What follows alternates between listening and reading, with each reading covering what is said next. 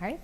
My name is Melissa Wraalstad. I am the Executive Director, and I am telling my quilt story at the Wisconsin Museum of Quilts and Fiber Arts in Cedarburg, Wisconsin on Friday, August 17th, 2018.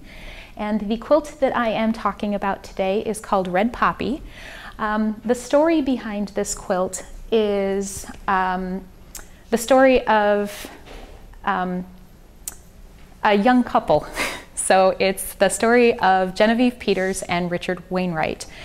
It's actually a Marie Webster design, and Marie Webster designs were often sold at a little shop in Walworth, Wisconsin, known as the Mary McElwain shop.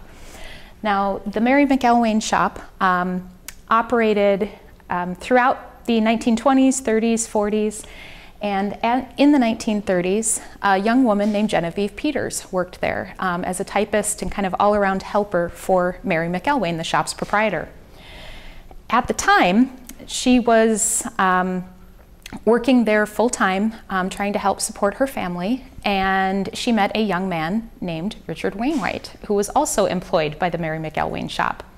After a few years, Richard finally got up the courage to ask her out on a date, and they were eventually married.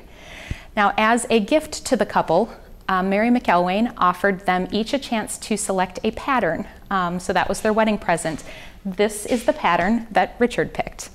Now, this particular quilt was started in the 1930s, 1937 to be exact, and though Genevieve Peters did not actually make this quilt, his sister did. So she's the one that actually started the quilt and started the work on it.